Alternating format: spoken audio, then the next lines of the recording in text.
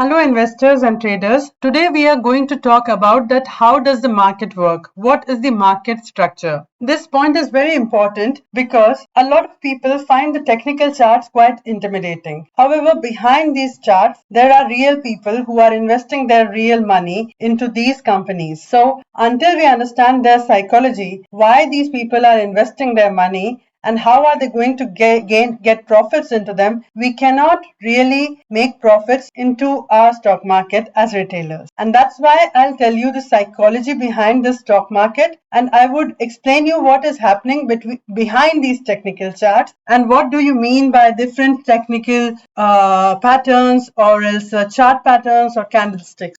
So without any delay, let's get into it. A market, when you talk about a market or an exchange, what is happening is that a company is getting traded at that particular time into the stock market. So there is a demand and there is a supply, and that is the game which we are playing. So there are buyers into the stock market, there are sellers into the stock market. What we need to understand is that the market is based on the price. So at a particular price, let's say a stock is at $100. What you are going to determine is that whether this stock is overvalued or undervalued, which means that if you want to buy this particular stock in future, can you sell this stock at a higher price, or else if you are selling the stock, are you getting any profit out of it? That's what you all want to determine. Then what you really need to see is the volume, that how many people are interested to buy this particular stock at a particular time, because that will determine that how your stock is going to perform. I will take you into this greater detail, and then we will understand that what are we going to study in this concept. The first is the buyer and seller concept. The second is the price action concept. The third is the volume concept. So the first part we will take up together, the buyer and the seller concept and the price action concept. It is very important to understand the price action concept because this is the only lead. This and the volume is the only leading indicator, which means that this is the only indicator which can help you to understand what is really happening in the market and what can happen in the market. Therefore, we will talk about the price and the volume separately and then try to correlate all the points to understand the markets better. Why do we do this? Because in every technical chart, you will have to follow these 4 steps. First, you are going to identify the trend of the particular stock. You are going to identify what is the price and the volume action. That is, the price and the volume action is the move that a particular stock is making in the market. When you see there is a uptrend or a low trend or a reversal, that is what is the price and the volume action. The candlesticks which are formed in the particular market, that is also a small representation of the price and volumes, and the indicators, which is like a confirmation or the validation of this price volume action. So you can imagine that how important it is to understand that what is the price and volume in the stock market. First of all, let's just talk slightly about the uptrend, downtrend and the sideways trend. We have heard it many times that what is the uptrend, what is the sideways trend and what is the downtrend. If the stock is going higher, you will say that it is uptrend, and if it is going down, you will call it downtrend. But let me explain it to you in a better way. What is really causing this kind of a trend? I'll take you to my OneNote to explain this. Let us try to understand the concept of price action by a small example. So I have a table where I'm saying that my particular stock is listed at $100. Now there is a buyer and there is a seller. So whenever there is a buyer, he is ready to buy this particular stock at a higher value. So he can pay $1 extra, say for example, than $100. And when there is a seller, we are trying to make this situation simple, and whenever there is a seller, the price decreases by $1. So let's say that the buyer entered the market, then the buyer will buy the stock. The price of this stock will become 101. The seller enters the market. The stock once again becomes 100. Again, a buyer enters. It becomes 101. Once more, there is a buyer. The price becomes 102. Once more, the buyer 103. A buyer enters 104. However, at this particular time, the buyer is no more ready to raise the price from 104. This is the highest point he can give the value as. So when this happens, the buyer there is a sale in the market. The seller enters the market and the price decreases to 103. There's one more seller in the market. The price is 102. One more seller in the market, 101. Once more the buyer enters, the price is 10. The price is again increasing, 102. The buyer enters, it becomes 103, 104. There are more buyers, 104, 105, 106. Okay, now let's try to plot it on a graph. What is happening? The price of the stock was 100. It went to 101. Once again it came on 100, but then it started rising. So you see here it was 100, 101, 100, once again 101, 102, 103, 104, and then from 104 it started falling, 103, 102, 101,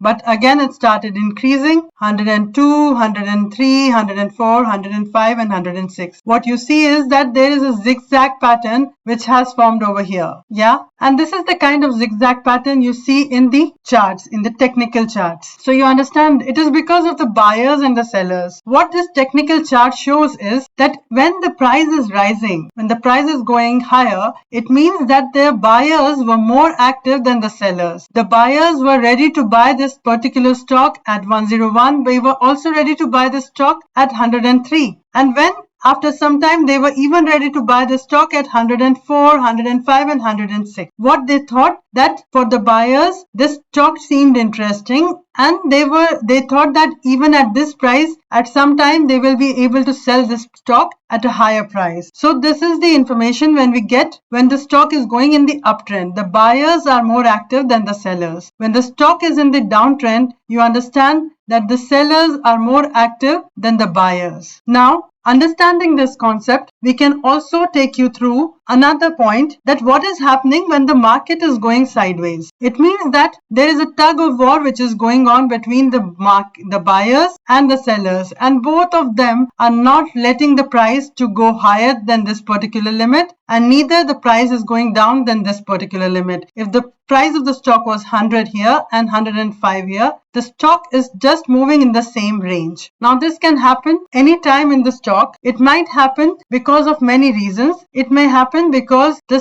stock is trying to accumulate. It means that the investors are trying to accumulate the stock by making partial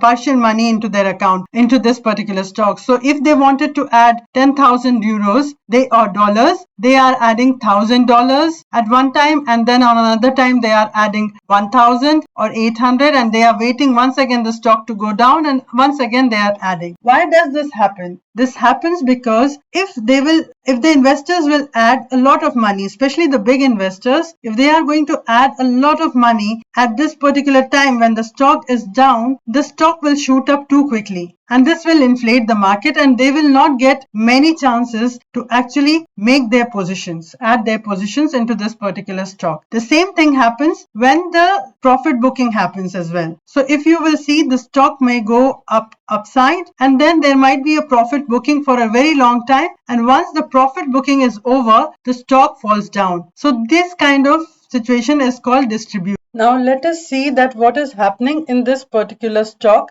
I have picked this stock of Snowflake because it's a little simple to understand the uptrends and the downtrends. So it's not a very old stock. If you see, it was listed somewhere in 2021, somewhere in 2020. And if you see here, you can clearly understand that it was having its uptrend from May 2021. Yeah, and until December 2021, it was rising like anything. Then just after it went down, there was a downtrend which you can see, and after there is a sideways trend, which means that this particular stock is stuck in sideways. It's neither going very high, it's neither going very low. How you understand this? That when you can see that there are different areas where it is taking support. So it is not going below 125. It took a support at this particular position, and here it took a support here, it took a support here, and it took a support here. So now when the particular stock is taking support everywhere, and here also it is having a resistance at this point, once again a resistance at this point, and once again it's the first time it has moved up from here, and it is showing some breakout. I will explain breakout in my later videos. However, here it is here that it was range bound from 2022 to 2024. And this is what it means when a particular stock has multiple resistances and multiple supports at the same level, it is in the sideways movement. So you can understand this particular situation very well. This was the primary trend. Now, let me take you to the Amazon stock where we can see what is the accumulation and what is the distribution. This is a classic example of, let me tell you that this particular stock, it has been there for some time now. So if we try to see this stock, we should see it on a monthly chart because it will give us a longer view. Okay, it will give us a cumulative view of each candlestick will represent that what happened in every week. Okay, so now when you see, if you try to spot the primary trend of this stock, you can start anywhere. Let's say we start from here. It's kind of evident that the particular stock was going higher.